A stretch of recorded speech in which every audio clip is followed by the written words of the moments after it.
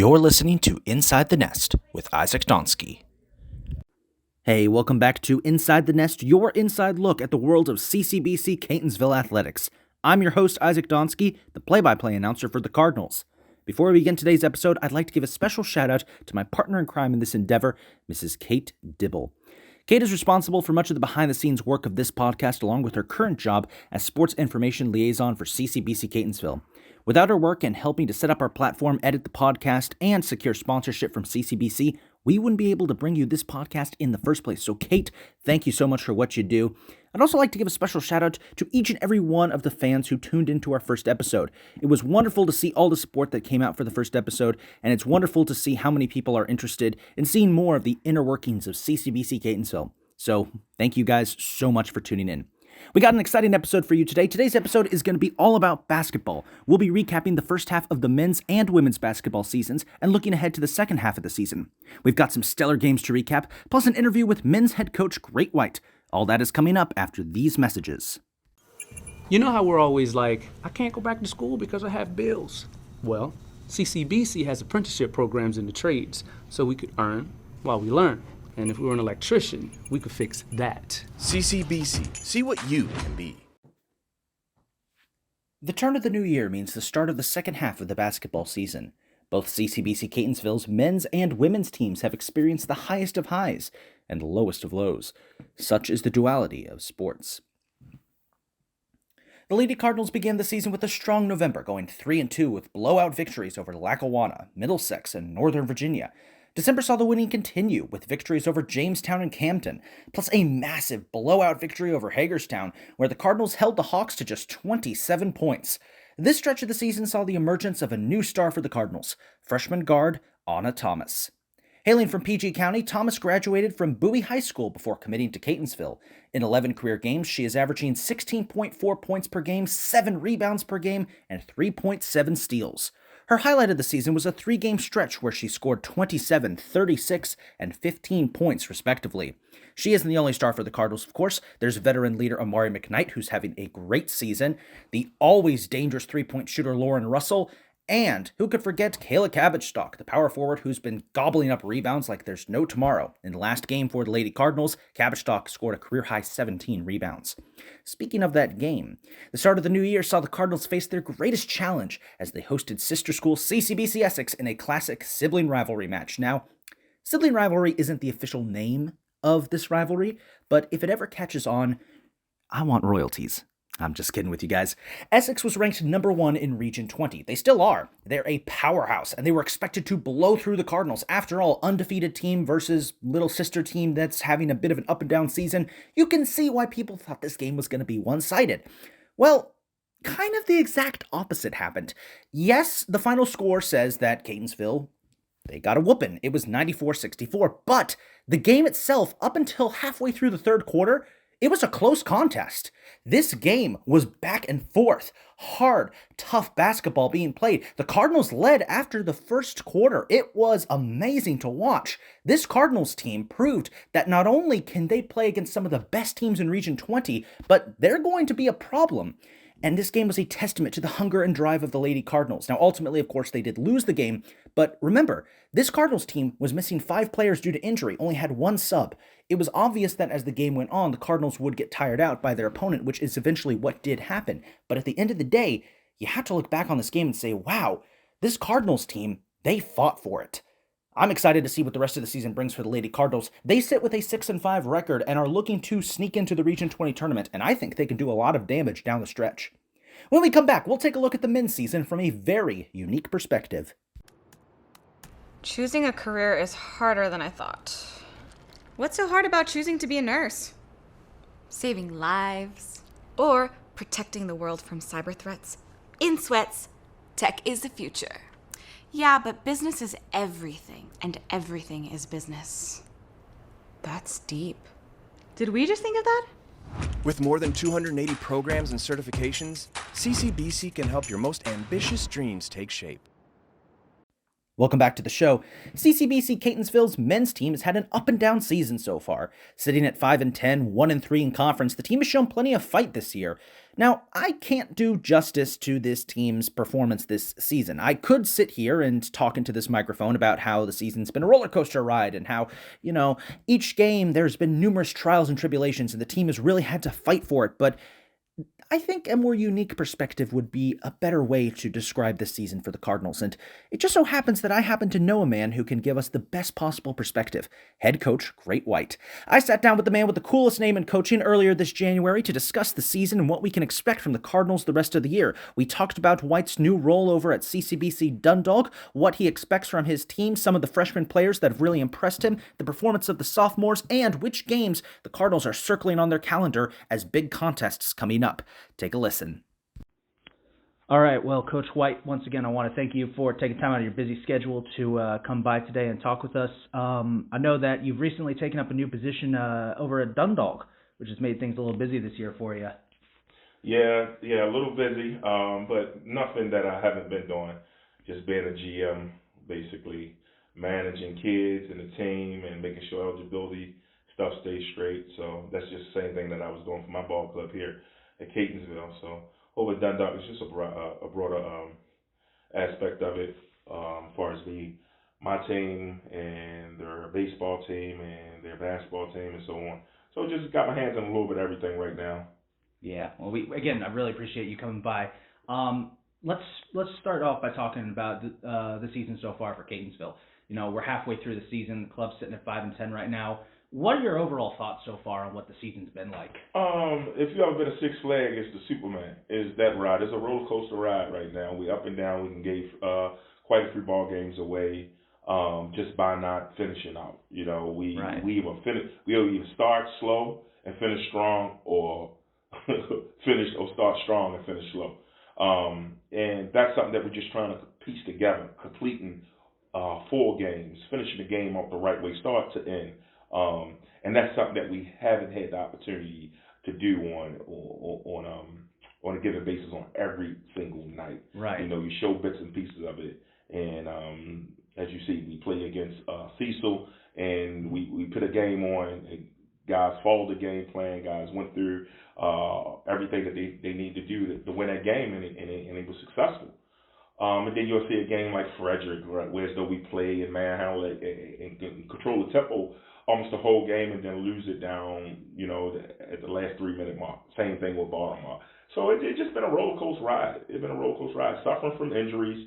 Started out with not a point guard at first in the last first 3 or 4 games, and came back. So it took Bullock time to get his feet under him, and kind of get the keys to the engine going. Right. I noticed those first couple of games when Keith wasn't on the floor, it felt like the team was kind of like one of those old cars that you first started up, and it takes a while to rev up, but once he got on the court, it felt like every game he was just taking over and leading the way and started to bring out the best in the other players, as far as I could tell from my place on the court. Yeah, so that's what he does for us. He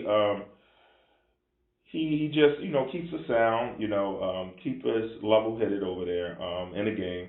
And you always need a coach on the court, and Bullock is an extension of that. Kid is a very well-respected kid through our program, and he puts in the work. He puts in the work. Kid suffering from his own illnesses and still play as if he don't have an illness. Can't say so much about the kid, but early on in the year you had Maurice Smith just trying to fill that void, that gap of leadership, of being a point guard and trying to run the team. And he did a very good job, but it's nothing like having your leader on the court. Yeah. I was going to go next to Maurice Smith, Jalen Yates, a lot of the sophomore players. It feels like this year, at least from what I've seen calling the games on the sideline, that they've really taken a step up in becoming leaders on the court. Can you speak a little bit about the influence they've had on some of the freshmen? Well, when you talk about my sophomores, I have 3 academic All-Americans. That's Austin Smith, that's Jalen Yates, and that's Christopher Johnson. These guys are standing in the classroom, and what they did, they showed the younger guys how to study. how to, stick it out, how to, do what they need to do to get the job done inside the classroom. So they've been great leaders for us. On the court, the same. Summertime we were short of coaching staff, and those sophomores just stepped up in a big way, helped running in the summer practices, and whereas though, took me out of the place where as though I had to say anything, because during the summertime I can't say anything. So those guys, they played their part, and just the roller coaster ride that we on right now is it's a little ugly to see these guys going through that, and I know how much work they put in. Yeah. So a lot of freshmen this year on the team. Which freshmen you think which freshmen so far have you seen a lot of good from? Which freshmen can you speak to that you've seen a lot of potential from? So you have Kirk Smith Jr. Kirk Smith Jr. is a guard that can run a team and score the ball just as well as Bullock, both from DC. Big DC guys, so and they're good friends. But both of these guys, they can, Smith, he most definitely can run a team and set guys up. Just now of showing him how to slow down a little and take care of his guys before he look for himself. Right. Then you have Chizzo. Chiz, a big body, wide shoulders, still trying to learn how to play. He used to play on the perimeter at his high school where he played at. But I think Chizzo could be a great help because he has wide shoulders. He has shown us things in certain games, and he could be a presence of scoring that ball as well. Yeah. Another freshman we have is Carlos. Carlos, very speedy guy, shoots the ball very well, defend 94 feet. Great kid, very coachable. Whoever becomes the coach next year, I think he'll be happy with Carlos, even being a backup guard or lead guard for him. Right. I noticed when I was doing some game prep for tomorrow's games that you guys have added a new guy to the roster. What was his name? Darian, right. Yes. Well, Darian went to Navy the other day. Played very well against Navy. We lost to Navy by 3. And that was one of another solid game that we played. It wasn't, that game was Yates had 7 threes in that game. Right. That game was really a good game. But Darian wound up tweaking his knee that he came, really the reason why he sat out the first semester, because he was waiting for it to get cleared off that knee and tweaked that knee again. So, Darian comes in at 6'3.5", shoots the ball very well, defends very well. He's a slasher, but I don't know if we're gonna have him the rest of the year. It's a shame. I'd like to see him out on there on the court. Just for anyone for those who are listening, when he says Navy, it's Navy's JV squad, correct? Yeah, Navy JV squad. Yeah, that's something I feel like a lot of people who look at the schedule are like, really? They're playing Navy? It's like JV, but it's still Navy. It's still Navy. Yeah. So looking ahead at the opponents you got left on the schedule, I know this upcoming weekend, you guys got essentially a mini tournament round robin, bunch of local schools, right? Yeah, we have a round robin with Kingsman Prep from out of Florida coming in, Bull City Prep from out of North Carolina is coming in. So you have Anne Arundel, myself, and Catonsville and Westchester. We're all round robin and mix it up with those guys. Give the prep schools an opportunity to see the JUCOs. Give the JUCO coaches the opportunity to see the prep school kids, and maybe you get your first deadborn and get your prep school guy that may be looking for a JUCO. So it also is a recruitment opportunity for us. We call it a round. You guys call it round robin. I call it the Randy Gregory Classic. Randy Gregory Classic. Yeah. Gotcha. Yeah. So that's what the name of that this tournament will be, the Randy Gregory Classic. I'll make sure to remember that when I'm calling the games. Yeah. It's going to be a lot of fun. I believe that you guys do play CCBC Dundalk or no? Yeah, late February. Okay. Yeah. I had to double check there. I didn't know if it was Dundalk or Essex. What other games down the line on the schedule are you really circling on the schedule and looking like those are going to be fun ones? Or the Howard matchup is very intriguing. They on paper they're really good, but I would love to see us against them matched up, and I can't wait for that that date and that time. Who else? The PG matchup. You got the Montgomery matchup. Oh yeah. right? Montgomery. Big season finale, Montgomery. Yeah. Montgomery, always a big season finale last year. I think we knocked them out of the playoff last year, the last game of the season. And you know, it's very interesting. This conference is wide open this year. Who can do what and what? So, you know, yeah. Yeah. Well, I wish you guys the best of luck the rest of the season. I can't wait to be there at the game. The game's calling the games. And once again, thank you so much, Coach, for dropping by and talking to us. It's been a great opportunity to get to talk to you. Thanks for having me. Go Cards. Oh, yeah. That interview was a lot of fun to do, and I really want to thank Coach White for taking time out of his schedule to, visit me and talk about Catonsville basketball. Coach White, of course, is transitioning to a new role at CCBC Dundalk. This is going to be his final season coaching the Catonsville Cardinals basketball team. He's going to transition over to becoming athletic director over at CCBC Dundalk. Catonsville, meanwhile, is also transitioning with a new athletic director. More information on that will come up after this commercial break, along with a little sneak peek of what we got brewing up in the spring. I need a better career. Yeah, seriously. But hey, I'm just your imagination. What would I do? Get out in the field, do something in the trades. Maybe an electrician. No, let's work with our hands. The money's great as an auto tech. Why has nobody brought up teaching? We would be an amazing teacher. Except teachers don't dress like that. With more than 280 programs and certifications, CCBC can help your most ambitious dreams take shape. Welcome back to the show. This spring is going to be a fun one for the Cardinals. Now, obviously, we're still kind of focused on the winter right now. Basketball is still in the middle of their season, and both men's and women's teams are looking to try and get into the region tournament. But we should mention the upcoming spring seasons because baseball and softball, their schedules have been released. It's going to be a lot of fun for those two seasons. Baseball is coming off an incredible season last year where they made it all the way to the Region 20 championship game, which made sense. We were hosting it. Now, while they fell short to Frederick, they get a rematch with the Cougars early in the season. That's going to be a lot of fun, and I bet that Coach Blue is looking forward to expanding his win total. He passed 500 wins last season. Let's see if he can get a couple more on the list.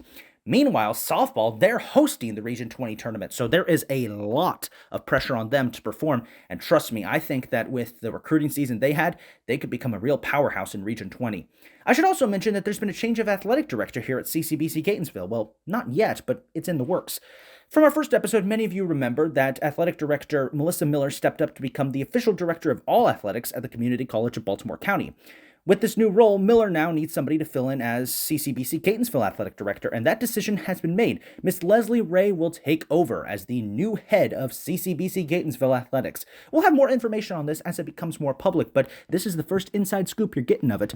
Also, I mentioned previously that Great White, our basketball coach, is becoming the new Director of Athletics over at CCBC Dundalk, so there's a lot of changing going on up in the top brass for CCBC Athletics. A lot of fun stuff's happening in the spring, and Inside the Nest is going to be here to provide all of the behind-the-scenes information. Well, that's going to do it for the second ever episode of Inside the Nest, CCBC Catonsville's behind-the-scenes podcast. I want to take this time to thank everybody for tuning into this episode as well as the first episode, and a special thank you goes to everyone at CCBC Catonsville who allows us to get this show on the airwaves. Full lists of our episodes are available on the official CCBC Catonsville Cardinals website, and you can watch full episodes, or rather in this case, listen to full episodes on our official YouTube page. I'm Isaac Donsky, signing off. You've been listening to Inside the Nest.